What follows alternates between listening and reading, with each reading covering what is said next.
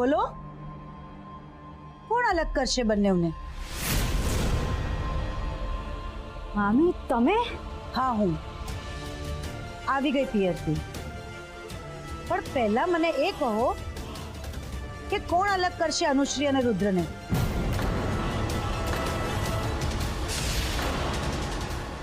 મામી તમે આવી ગયા પિયરથી? એ મને પણ એકદમ આમ અચાનક કોઈને ઇન્ફોર્મ કર્યા વગર ડાયરેક્ટ આવી ગયા તમે. હા, મેં તારા ભાઈ સાથે ફોન પર વાત કરી તો એમણે તો એમ કહ્યું હતું કે તને અહીંયા આવવામાં હજી વાર છે. હા, એકચ્યુઅલી મમ્મીને મારું બ્લડ આપ્યું તો એમની હેલ્થ હવે સારી થવા લાગી અને મને ત્યાં કરતાં વધારે અહીંયાની ચિંતા થવા લાગી, એટલે હું પાછી આવી ગઈ. પણ તમે લોકો આ શું વાત કરતા હતા? કોણ અલગ કરશે અનુશ્રી અને રુદ્રને? મહેન્દ્ર. શું?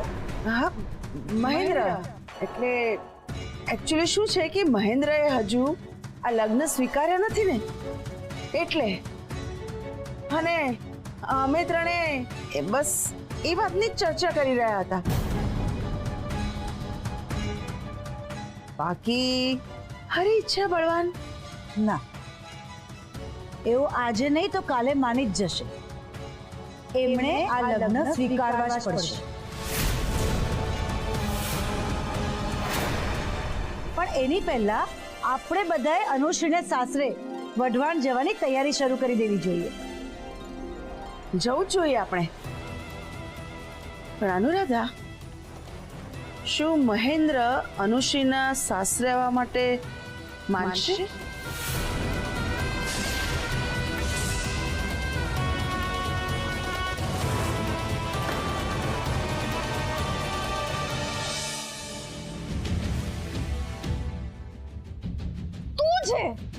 તારામાં તો એમ પણ મેનર છે જ નહીં ને કે દરવાજો નોક કરીને આવે.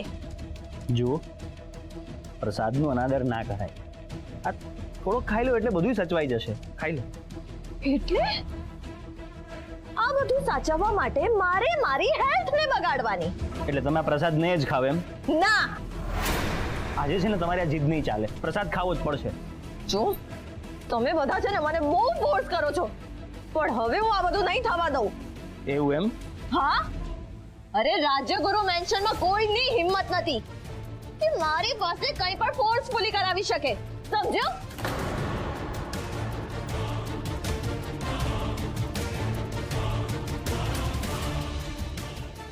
એ તમારે જે સમજવું હોય ને એ સમજો, પણ અન્નનું અપમાન અને ઈશ્વરનો અનાદર હું ક્યારે સહન નહીં કરી શકું. એટલે આ પ્રસાદ તો તમારે ખાવો જ પડશે. તો ખરી મુસીબત છે. આવી છું ત્યાંથી પાછળ જ પડી ગયો છે. Just give it to me.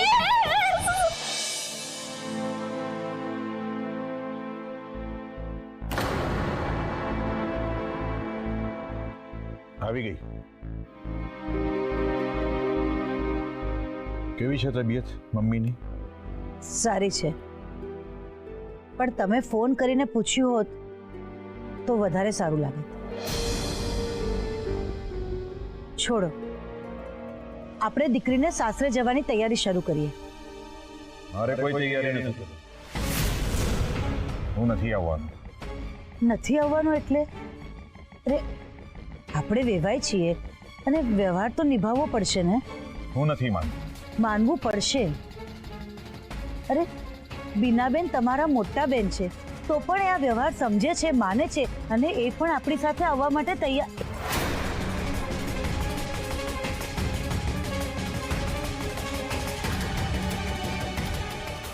હા મહેન્દ્ર, મહેન્દ્ર જે હોય તે, પણ છેવટે આપણે આપણી દીકરી પરણાવીને એમના ત્યાં મોકલી છે. મેં નહીં બીનાબેન. અનુરાધાએ મોકલી છે. આ લગ્ન પણ એણે જ કરાવ્યા છે. પણ મામા, આપણા લોકોની પણ મરજી હતી જ ને. આપણી સામે તો લગ્ન કરાવ્યા હતા એમના. હા, બરાબર છે સાડી સાહેબા. એટલે મામા મન મોટું રાખીને અમે માની જાઓ. ને આપણે કીધું ને એટલે ફાઇનલ બોસ. તમારે બધાએ મને સમજાવવાની કોઈ જરૂર નથી. તમે બધા ભલે માની ગયા હો ને ત્યાં જવાના હો, પણ હું નહીં સમજું કે નહીં ત્યાં આવવા તૈયાર થવું. ફાઇનલ. That's final.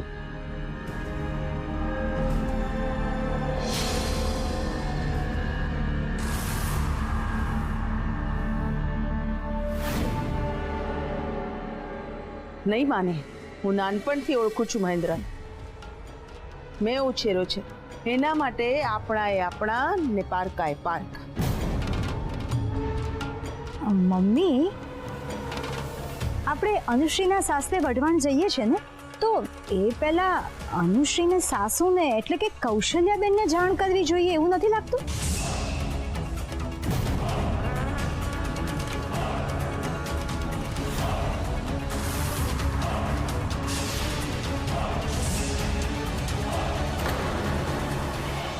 બધો પ્રસાદમાં વેચી ન દેતા હો, થોડોક રાખી મૂકજો, આજે જમવા કામ આવે. હું તો વિચારું છું આની હારે ભજીયા કરશું, નમકીન સરસ લાગશે. કા હા, તો એક કામ કરી, પૂરી શાકે કરી લે એટલે આખું ભાણું તૈયાર. બહુ લાંબુ થઈ જાય, તું કરજે ઈ બધું, હું ભજીયા કરીશ. હા, તો હું પૂરી શાક કરી નાખીશ, તમે તમારી ચિંતાનું. અરે હજી પ્રસાદ નથી ખાધો યાર, તમે લોકો તો ગ્લો સ્ટિક ની જેમ જ પાછા પડી જાવ છો. અરે ભગવાન ભાભી, આ બે છે ને આખો દી આખલાની જેમ બથોડા લેતા હોય. દોડા દોડ આગળ પાછળ. હા, મેં તો ના જ પાડી હતી. આ બે ની વચ્ચે હું છે ને, મને તો કઈ સમજાતું જ નથી. છે તો અગાડ સંબંધ જ, સમજતા ને સમજણા થતા વાર લાગશે. કડાઈ કાંઈ પણ થઈ જાય તો પ્રસાદ તો આજે દત્તુ ખવડાવીને જ રહેશે. હા, દત્તુ ખવડાવી દે તો પ્રસાદ છે. વહી ગઈ મારી છૂટી ગઈ. હવે હું કરું, નહોતું ધ્યાન. મારે નથી ખાવું શીરું. અરે આ શું કરો છો? મારો બીજો છોડો. હે ભગવાન, જો કહું છું મારે શીરો નથી ખાવો. અરે મારા ફેરા હું કામ ફરો છો તમે? અરે હું કઈ અગડી છું? અરે આ તમારા લાડકાને સમજાવો ને. લાડવા? ક્યાં છે લાડવા? એ ઓરડી લાડવાની લાડકા. એ સાચા વાગશે.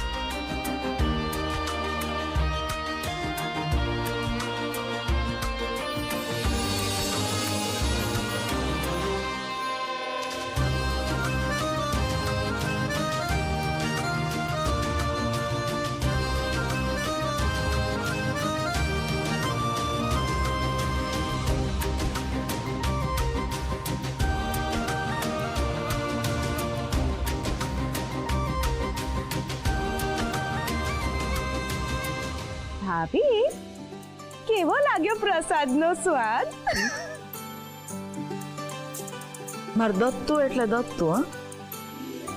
પ્રસાદનું માન રાખી લીધું, ભગવાનનું માન રાખી લીધું અને માળીના આદેશનું માન રાખી લીધું. અનુશ્રી વહુ, આ પ્રસાદ તને ફળશે અને તારું સારું જ કરશે.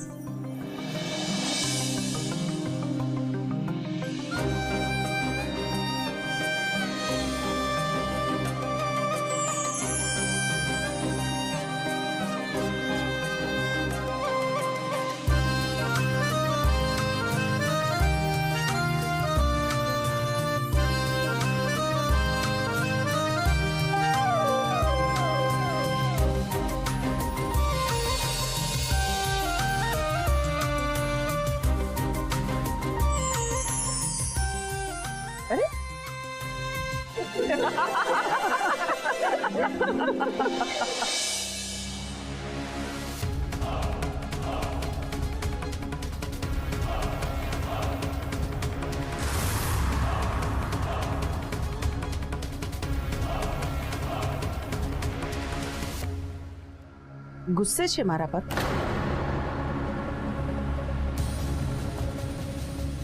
હા બીનાબેન, ગુસ્સે છું તમારી ઉપર. અને ગુસ્સો ના આવે તો બીજું શું થાય? તમે વઢવાણ શું કામ જઈ રહ્યા છો? એ પણ મારા ના પાડવા છતાં. તારો ગુસ્સો બરાબર છે, પણ મહેન્દ્ર, મારા જવાનું કારણ જાણ્યા વગર ગુસ્સે થવું કેટલું વ્યાજબી છે? કારણ? એવું તો શું કારણ છે બીનાબેન? અનુશ્રી, એટલે એમ કે તું જે વિચારે છે એ બરાબર છે. તું જેમ અનુશ્રીના લગ્ન એક્સેપ્ટ નથી કરતો, એમ અનુશ્રીએ પણ પોતાના લગ્ન એક્સેપ્ટ નથી કર્યા. મહેન્દ્ર, મને તારી ચિંતા થાય છે. મહેન્દ્ર, હું હંમેશા તારું ભલું જ વિચારતી હોઉં છું. તું નાનો ભાઈ છે મારો, અને તારાથી વિશેષ મારા માટે કોઈ નથી. એ બરાબર વાત છે બીનાબેન. તમે એમ કહો ને, તમે અહીંયા શું કામ આવ્યા છો? અને હા, તમને કેવી રીતે ખબર પડી કે મારી પ્રિન્સેસ હજી આ મેરેજ સ્વીકાર્યા નથી?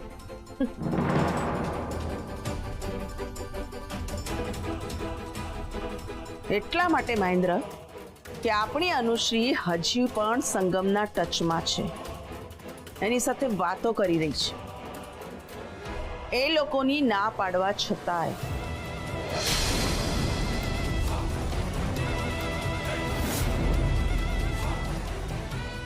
અને અનુશ્રી પોતાની હેલ્પ માટે સંગમને બોલાવી રહી છે.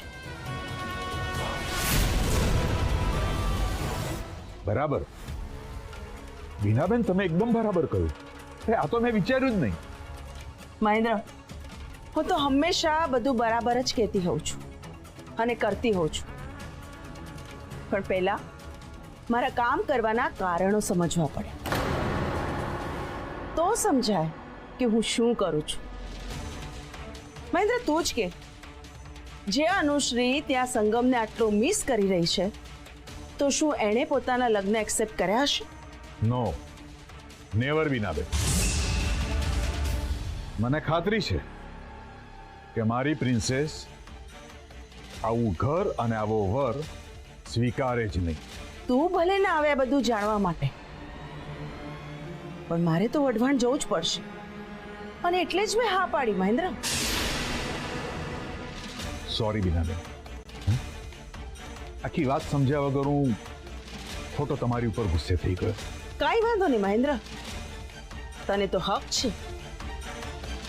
બસ હવે હું વઢવાણ જઈશ, પછી ખબર પડશે કે અનુશ્રીને અહીંયા પાછી લાવી કઈ રીતે. બાકી હારી ઈચ્છા બળવાન.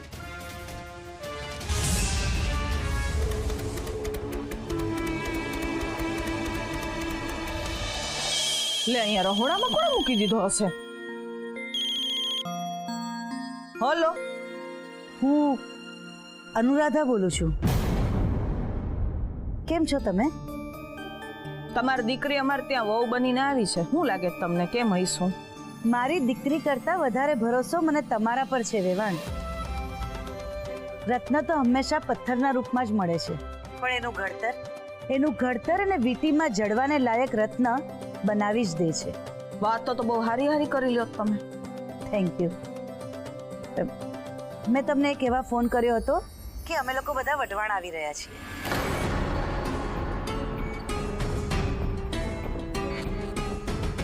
હા, ચોક્કસ.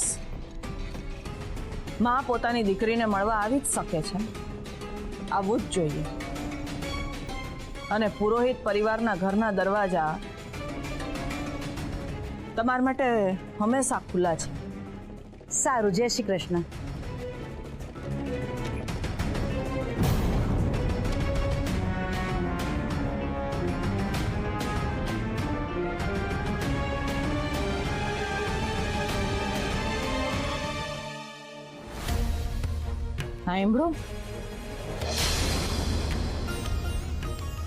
સાંભળો કૌશલ્ય,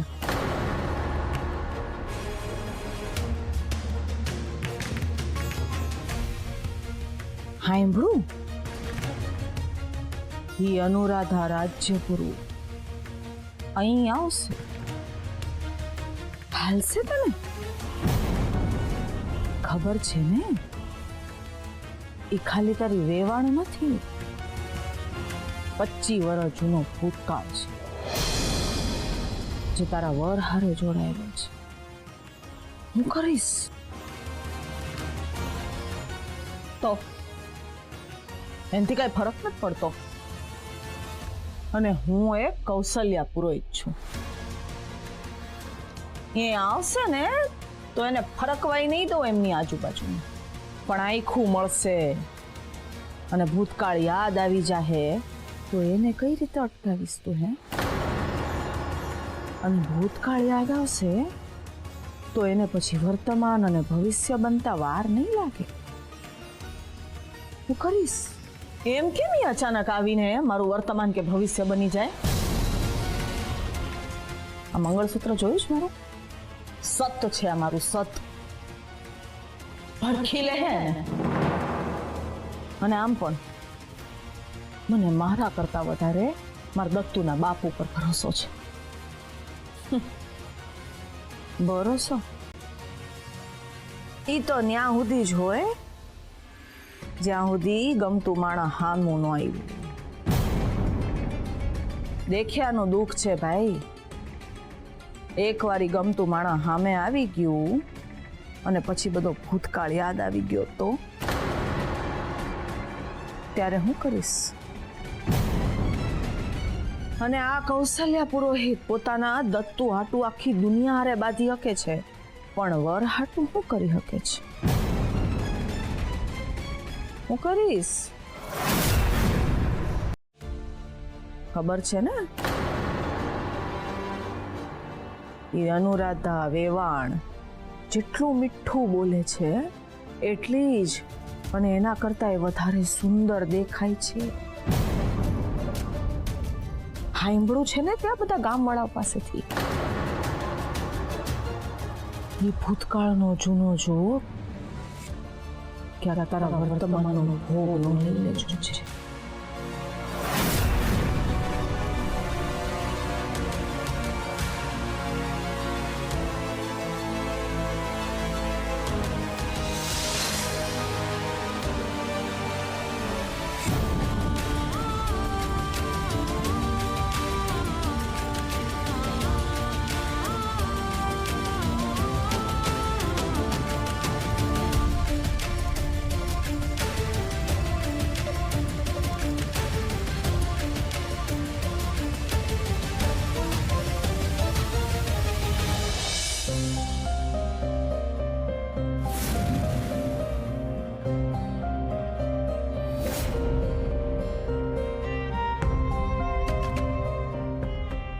તમે અહીંયા છો?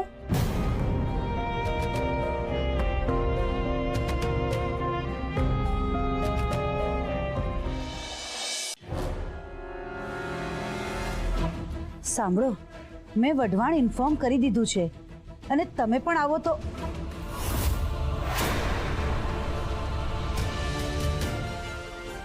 મજા આવે છે ને પછી મારી આવવાની કોઈ જરૂર નથી.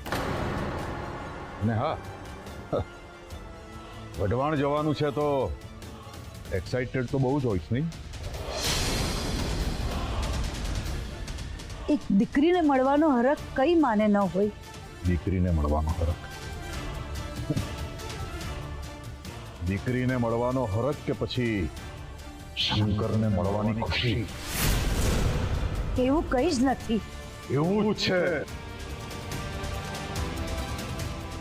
એવું જ છે અનુરાધા. નહીં તો તે મને મારા સવાલનો જવાબ આપી દીધો હોત. તો જવાબ તે મને એ દિવસે નથી આપ્યો.